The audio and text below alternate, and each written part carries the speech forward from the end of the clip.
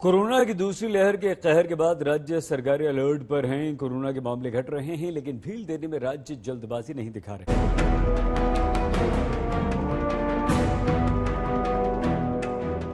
Corona की दूसरी लहर की भयावहता के कारण पूरा देश अलर्ट मोड पर है।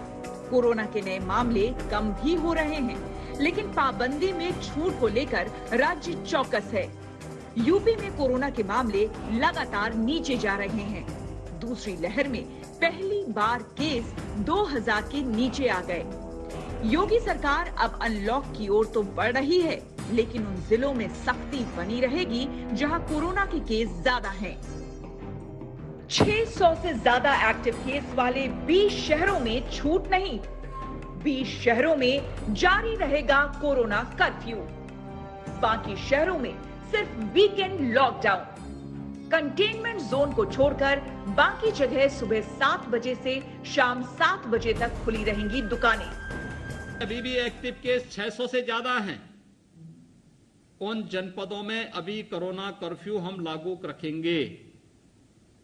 अगले एक सप्ताह के लिए इसको लागू रखा है, लेकिन अगर वहां इस दौरान 600 से कम केस होते हैं तो वहां स्वतः ही कोरोना कर्फ्यू समाप्त होगा। और जो कोरोना कर्फ्यू में ढील दी गई है कि वहां पे सुबह 7 बजे से लेकर शाम 7 बजे तक कुछ शर्तों के साथ ढील दी जाएगी। यूपी के जिन जिलों में पाबंदी बनी रहेगी, उनमें राजधानी लखनऊ और मेरठ समेत 20 बड़े शहर शामिल हैं। इनमें दिल्ली से सटे गाजियाबाद और गौतम बुद्ध नगर भी शामिल हैं। बुलंदशहर, झांसी, प्रयागराज में भी पहले की तरह कोरोना कर्फ्यू जारी रहेगा। संक्रमण के घटते मामलों के बीच उत्तर प्रदेश में भी अनलॉक की प्रक्रिया शुरू हो गई है। पहले बेहद बेतहाशा जो मामले बढ़ रहे थे, अब उनमें काफी कमी आई है। लेकिन इस अनलॉक की प्रक्रिया में इस बात का ध्यान रखा गया है कि जहां 600 से कम केसेस हैं, वहीं पर ढील दी जाए। उत्तर प्रदेश के 20 जिले ऐसे हैं जहां 600 से ज्यादा मामले हैं, इसलिए वहां राहत नहीं दी जा रही है, जिसमें उत्तर प्रदेश की राजधानी लखनऊ भी शामिल है। अनलॉक शुरू करने वाले राज्यों में मध्य प्रदेश भी शामिल है, जहां 24 घंटे में कोरोना के 1500 से कम केस आए। कल से मध्य प्रदेश में 5% से कम संक्रमण वाले शहरों में दुकानें सामान्य तरीके से खोली जा सकेंगी। 5% से ज्यादा संक्रमण वाले शहरों में दुकानें शाम 5 बजे तक ही खुलेंगी, जबकि मनोरंजन स्थल, मॉल, स्कूल, कॉलेज अभी भी बंद रहेंगे। शादी में 20 लोगों की इजाजत है। अंतिम संस्कार में सिर्फ 10 लोग शामिल हो सकते हैं। सावधान तो पूरे प्रदेश को रहना है, क्योंकि हमको कोरोना के संक्रमण को रोकना भी है और सामान्य जनजीवन बहाल भी करना है कि गाइडलाइन के हिसाब से वो अपने गांव को, वार्ड को, शहर को, जिले को, ब्लॉक को कोरोना कर्फ्यू से मुक्त करने के लिए कौन कौन से कदम उठाना है, कैसे धीरे धीरे अनलॉक करना है, उसके बारे में फैसला लें। मध्य प्रदेश में अनलॉक के ऐलान के बाद तैयारी भी शुरू हो गई है। दुकानदार साफ सफाई में जुट गए हैं। शहर का सन्नाटा अब खत्म हो जाएगा। करीब 1 महीने तक लॉकडाउन के दायरे में रहने के बाद मध्य प्रदेश अब अनलॉक होने जा रहा है। 1 जून की सुबह से मध्य प्रदेश में अनलॉक की प्रक्रिया शुरू हो जाएगी। इस बार ध्यान रखा गया है कि जिन जगहों पर पॉजिटिविटी रेट 5% से ज्यादा है, वहां पर बाजार 6 बजे बंद हो जाए, जबकि जिन जगहों पर पॉजिटिविटी रेट 5% से नीचे पहुंच चुका है, वहां पर जनजीवन सामान्य हो जाएगा और समय के अनुसार दुकानें बंद और खुल सकेंगी। कुछ राज्यों ने ढील दी तो कुछ ने लॉकडाउन आगे भी बढ़ाया। राजस्थान में 8 जून तक लॉकडाउन बढ़ाया गया, तो पंजाब में कोरोना कर्फ्यू 10 जून तक बढ़ाया गया। हिमाचल प्रदेश में 7 जून तक कोरोना कर्फ्यू बढ़ाया गया, लेकिन कल से दफ्तरों को 30% कर्मचारियों के साथ खोलने का फैसला लिया गया है। पश्चिम बंगाल में 15 जून तक कोरोना को लेकर कड़े नियम लागू रहेंगे। झारखंड में पहले से ही 3 जून तक लॉकडाउन है। उड़ीसा में भी लॉकडाउन को 16 जून से बढ़ाकर 17 जून तक कर दिया गया है। कोरोना की जंग में जिंदगी भी जरूरी है, जिंदगी के साधन भी जरूरी हैं। यही कारण है कि जैसे जैसे कोरोना लॉक हो रहा है, जिंदगी फिर से पटरी पर लौट रही है।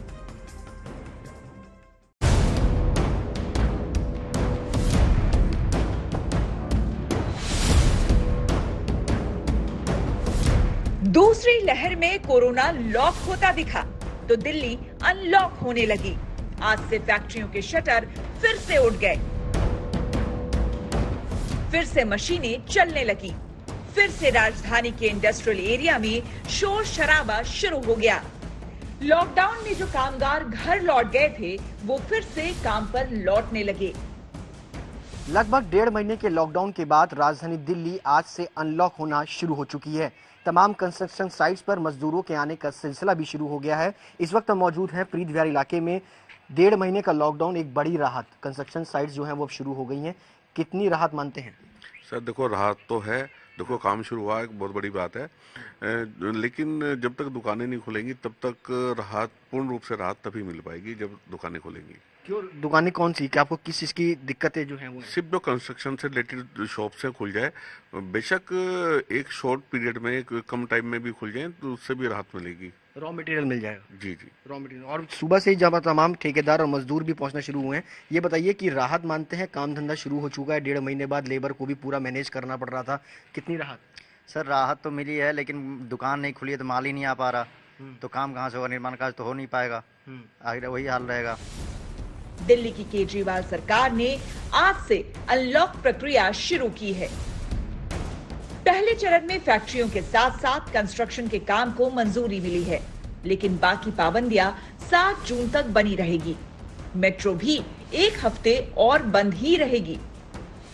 इन 2 गतिविधियों को सोमवार को सुबह से खोला जाएगा। जब 5 बजे ये वाला लॉकडाउन खत्म होगा तो अगले 1 हफ्ते के लिए इन 2 गतिविधियों को खोला जा रहा है, कंस्ट्रक्शन एक्टिविटीज को और फैक्ट्रीज को।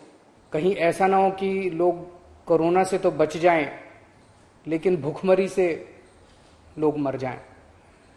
तो अपने को बैलेंस बना के चलना है कि एक तरफ कोरोना को भी कंट्रोल करना है और एक तरफ आर्थिक गतिविधियों को, इकोनॉमिक एक्टिविटीज को भी साथ साथ कोशिश करनी है, जहां जहां जितना बन सके उतना अलाउ किया जाए। अब हफ्ता दर हफ्ता हम जनता के सुझावों के आधार के ऊपर और एक्सपर्ट्स की ओपिनियन के आधार पर इसी तरह से धीरे धीरे लॉकडाउन खोलने की प्रक्रिया जारी रखेंगे, बशर्ते कोरोना फिर से बढ़ने ना लगे। दूसरी लहर में कोरोना के कहर को देखते हुए दिल्ली सरकार फूंक फूंक कर अनलॉक की ओर कदम बढ़ा रही है। मौजूदा छूट भी 1 हफ्ते के लिए ही है।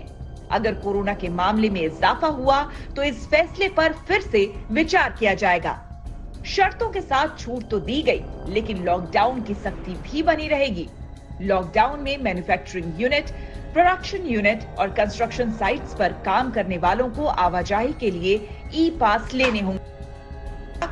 फैक्ट्री मालिकों को ई पास के लिए आवेदन करना होगा।